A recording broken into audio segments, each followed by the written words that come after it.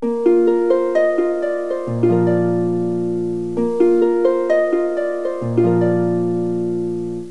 Morning বন্ধুরা, অঙ্কনা রোজনামচার একটা নতুন ব্লগে তোমাদের সবাইকে স্বাগত। কেমন আছো তোমরা? আশা করি সবাই ভালোই আছো। চলে এসেছি কিচেনের কাজকর্ম নিয়ে। তোমরা আজকে একটা নতুন চমক আছে, মাঝখানে কাউকে একটা নিশ্চয়ই দেখতে পাচ্ছ। হ্যাঁ, তোমরা ঠিকই ধরেছো, আমার ছেলে আজকে উঠে পড়েছে। আসলে আমি উঠেছি তার আগেই উঠে পড়েছে, উঠে একটু শুয়েছিল। আমি যেই বিছনা থেকে উঠলাম ও আমার পেছু পেছু চলে এলো। আর ব্যাস, আর তো কোনো কাজ নেই। মা কী করছে রান্নাঘরে বারবার এসে দেখতে হবে। এমনিতে তার অনেক কাজই আছে, ঘর দোর নোংরা করা, জল ফেলে দেওয়া, জল নিয়ে ঘাঁটা, সমস্ত জামা কাপড় মাটিতে ফেলে দেওয়া, দুটো কৌটো নিয়ে বাজানো। বাট তাও মা কী করছে সেটা দেখাটা বহুত বড় একটা ইম্পর্টেন্ট কাজ।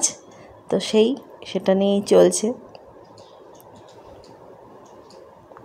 এদিকে দেখো, সকাল 7টা বাজে, এই ঘড়িটা একটু ফাস্ট আছে, আসলে 7টা বাজে উঠে পড়েছে। ঘুম ভেঙে গেছে, আর বললাম শুতে একটু ঘুমানোর চেষ্টা করতে বললাম, কিন্তু করলো না। আমি উঠে পড়লাম, আমি আর শুতে পারিনি, আমার কাজ ছিল, আর ও উঠে পড়লো। অগত্যা আমি আমার কাজ নিয়ে ব্যস্ত, ওর মতো ঘুরে বেড়াচ্ছে।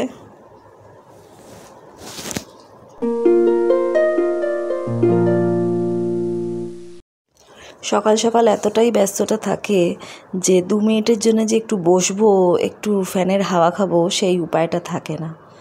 আর একবার বসলে আমার যেন কেন মনে হয় যে কেমন একটা এনার্জি লুজ লাগছে, আর কাজ করতে ইচ্ছে করছে না, এরকম লাগে। তার থেকে একবারে এক ফ্লোতে যদি কাজগুলো করে ফেলি, একবারে যদি কাজগুলো শেষ হয়ে যায়, তারপরে গিয়ে বসলে মনে হয় আচ্ছা ভালো লাগছে। আর এদিকে একটু লেট হয়ে গেলেও কাস্টমারদের মেসেজ আসে যে কখন ডেলিভারি পাবো, কখন আসবে। তার থেকে এই ভালো, যা যা কাজ আছে, যা যা অর্ডার আছে তাড়াতাড়ি করে শেষ করে ফেলো, নিয়ে রেস্ট নাও। এদিকে খানিকটা রান্না চাপিয়ে বিছনাটা গুছিয়ে নিচ্ছি। এখন তো আর কেউ শুয়ে নেই, অন্য দিন কি ছেলে শুয়ে থাকে, বিছনাটা পরে গোছাই। আজকে যখন উঠেই পড়েছিলাম, বিছনা গোছানোর কাজটা করে ফেলি। আর এখানেও তার তদারকি চলছে যে মা কোথাও হারিয়ে গেল না তো, সেটা তো তাকে দেখতে হবে, তাই।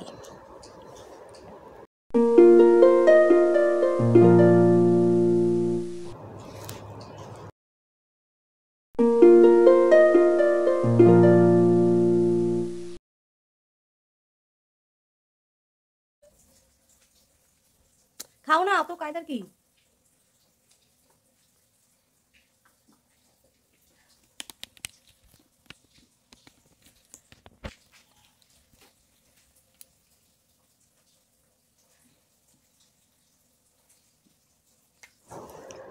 এই ফুলটা কি সুন্দর ফুটেছে না? আমি নামটা ঠিক জানি না, তোমরা যদি জেনে থাকো আমাকে জানিও তো। হলুদ রঙের এই ফুলটা। আর এদিকে জবা দুটো ফুটেছে, আর এখানে গোলাপ, কমলা গোলাপ। এই সময়টা একটু সময় নিয়ে বারান্দায় আসি, কারণ এত সুন্দর হাওয়া আসে।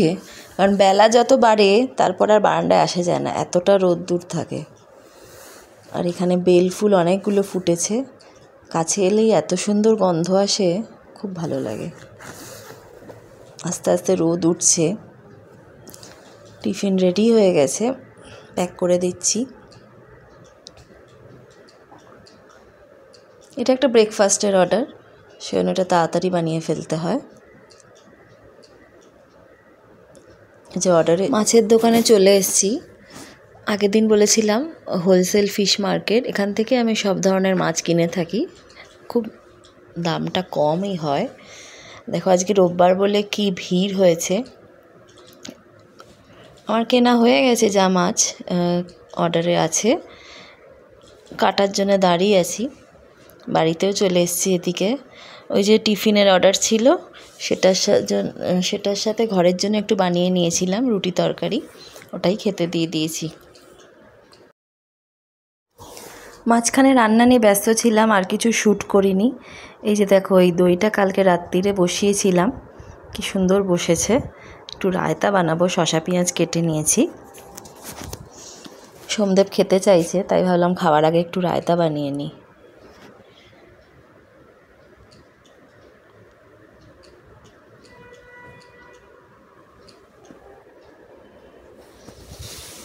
লাঞ্চ টেবিলে হাজির, খেতে দিয়ে দিয়েছি। সোমদেব বসেও গেছে খেতে।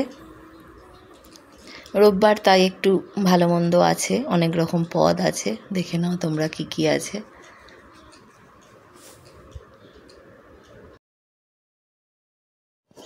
বিকেলের দিকে দেখি আকাশটা খুব মেঘলা হয়ে গেছে, খুব হাওয়া দিচ্ছে। দেখো কীরকম ধুলো চারিদিকে। ভাবলাম বোধহয় একটু বৃষ্টি হবে, একটু গরম কমবে, কিন্তু না, ওই হাওয়া দিল ব্যাস, তারপরেই সব থেমে গেল। দেখো অন্ধকারের মতো হয়ে গেছে, ভাবলাম জোরে একটা নামবে, কিছুই হলো না। বিকেলে 3টে অর্ডার ছিল, সেটা রেডি করে বেরিয়ে পড়েছি। রোববার বিকেলে তো আর বাড়িতে থাকা যায় না। দেখো আমাদের সামনে বাড়িতে রঙ্গোলি দিয়েছে, কি সুন্দর না?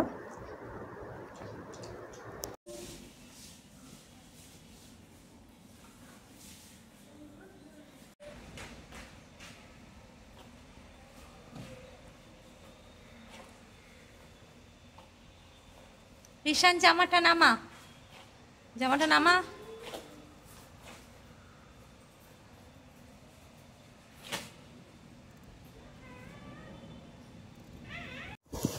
একটা ক্যাফেতে ঢুকে পড়েছি, কি নেওয়া হবে সেটা নিয়ে আলোচনা চলছে।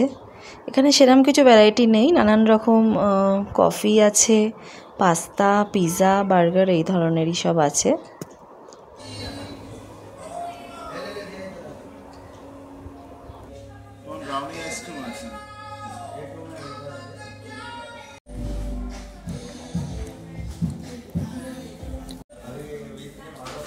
আমি বুঝতে পারছি না, মানে এটা আমি আইসক্রিম টপিং এর সাথে চেয়েছি, মিক্স করা আছে। আমি ওরকম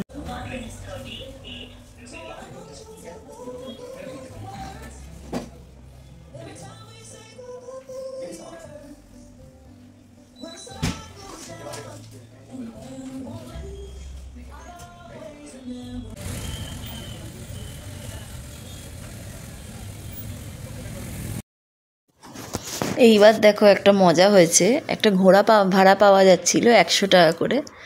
ইচ্ছে তো ছিল রিশানকে বসাবার, তারপর মনে হলো যে মাঝপথে ও যদি চঞ্চলতা করে তাহলে অসুবিধে হতে পারে, রিস্কি হতে পারে। তো শেষে ঠিক হলো সোমদেবই বসবে। এত ভয় পাচ্ছিল সোমদেব। কেরালায় আমরা গেছিলাম 2023 সালে, তখন আমি হাতির পিঠে চড়েছিলাম। হাতিটা তো খুবই চওড়া, ঘোড়া তো সেই তুলনায় একটু সরু, প্লাস যেইখানে আমি হাতির পিঠে চড়েছিলাম সেই রাস্তাটা পাহাড়ি ছিল, উঁচু নিচু, তো খুব ভয় লেগেছিল। সেই তুলনায় এইটা সমতল রাস্তা, অতটা ভয়ের কিছু নেই, কিন্তু সোমদেব প্রচণ্ড ভয় পাচ্ছিল। হ্যালো তো বলো টেডি, ঘাবড়ে তো ভূত হয়ে আছে।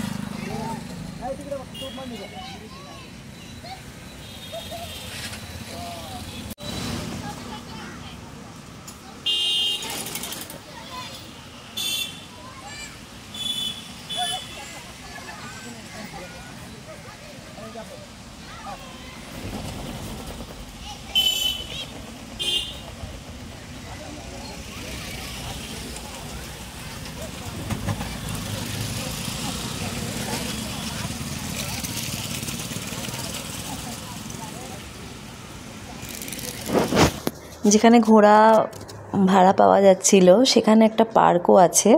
অ্যাকচুয়ালি পার্কেই এসছিলাম আমরা, ঘোড়াটা দেখে ঘোড়ার পিঠে বসার ইচ্ছেটা হলো। দেখো অনেক কষ্টে ছেলেকে এটাতে ওঠানো গেছে, দুজনে মিলে করছে। পার্কটা খুব বড়, অনেক কিছু আছে এর মধ্যে। এই যে নামো, ভেরি গুড। রিশান কাম ডাউন, আসো আসো আসো, চলে আসো, নামি নামি নামি নামি নামি, চলে আসো তাড়াতাড়ি।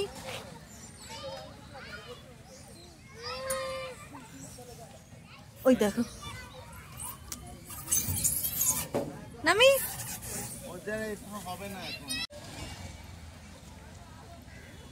ওঠো ওঠো।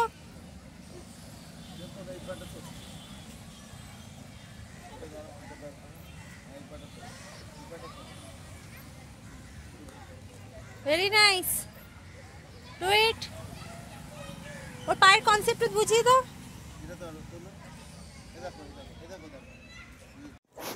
বাড়ি ফিরতে একটু লেট হয়ে গেছিলো, খুব ট্রাফিক ছিল রাস্তায়। আজকে ডিনারে তেমন কিছু বানাইনি, একটু ছোলা সেদ্ধ করে নিয়েছিলাম শসা পেঁয়াজ লঙ্কা দিয়ে, ওটাই মেখেছি দুজনের জন্যে। আর ছেলে একটু দই ভাত খেয়ে নিয়েছে, ওর আগেই খাওয়া দাওয়া হয়ে গেছে, ঘুরপাক খাচ্ছে, কে কী করছে সেটা দেখে বেড়াচ্ছে। আজকে ব্লগটা এখানেই শেষ করছি। তোমাদের যদি ভালো লেগে থাকে প্লিজ একটা লাইক, একটা শেয়ার আর সাবস্ক্রাইব করে দিও। কালকে আবার দেখা হচ্ছে নতুন একটা ব্লগে। চলো টাটা।